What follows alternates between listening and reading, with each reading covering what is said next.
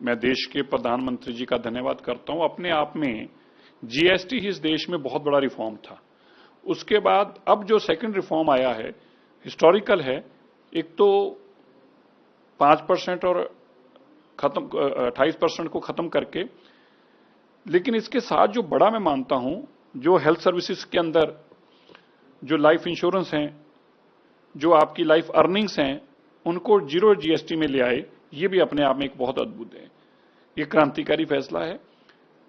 देश की इकोनॉमी के अंदर जब जीएसटी लेके आए थे तो शायद लोगों को विश्वास नहीं था कि देश की इकोनॉमी इस तरह से बदल सकती है, देश इस तरह बदल सकता है।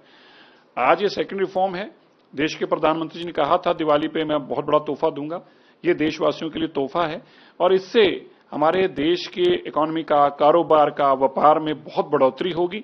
और एक सिंप्लीफाइड तरीका है कि केवल 5 और 18 पे ही और फिर बाकी जीरो हैं। इससे काम की भी कन्वीनियंस और बढ़ेगी और जो नए रिफॉर्म्स आ रहे हैं, इससे इकोनॉमी में बहुत बड़ा बूस्ट आएगा। विपक्ष पहले भी सवाल खड़े कर रहे थे, अब कह रहे कि देर आए लेकिन दुरुस्त आया, इसको अब विपक्ष भी सराहना कर रहा है।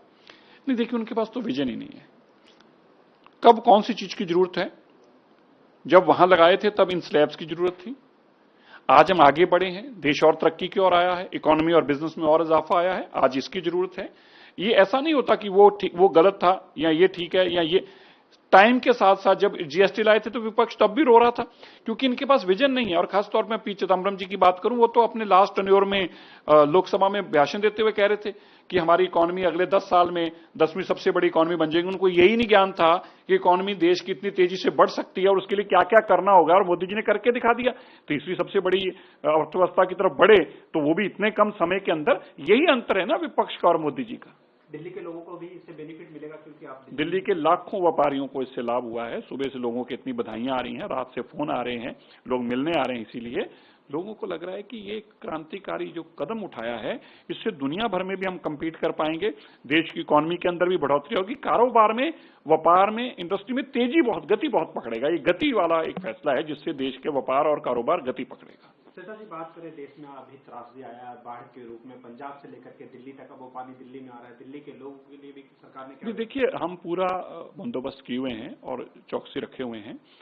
ये भी बहुत ज्यादा पानी आज तक मेरे ख्याल कोई लास्ट बहुत सालों बाद इतना पानी आया है।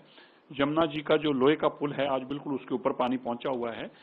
यमुना जी का दायरे को भी बड़ा किया गया है।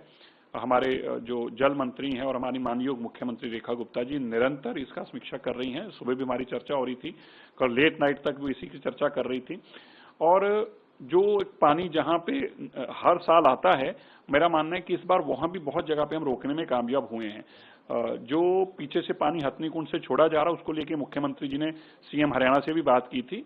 हमें यकीन है कि जो अगर ये बरसात अभी रुक जाती है यहाँ पर और नहीं आता, तो कैचमेंट एरिया में बरसात का पानी अगर नहीं पहुंचता तो कम से कम कंट्रोल में अभी स्थिति कंट्रोल में है और आगे भी कंट्रोल में रहने की स्थिति है। आपदा में विपक्ष क्या होता है कि सरकार के साथ सवाल होने जायज है। जो खुद ही आपदा है अपने आप में, वे जहां जाते हैं वहीं आपदा लाते हैं। अब पंजाब को डुबो के रख दिया, तबाह कर दिया पंजाब को। पंजाब कितने सैकड़ों साल पीछे चले गए आज, और ये नलायक लोग पंजाब को लूटते रहे। और जब पंजाब के साथ खड़े होने का वक्त था तो भाग के दिल्ली आ गए, केजरीवाल, मनीष सिसोदिया सब भाग के आगे। ये तो केवल लूटने जाते हैं जहां जाते हैं। If you like this video, then like, share and subscribe to ET Now.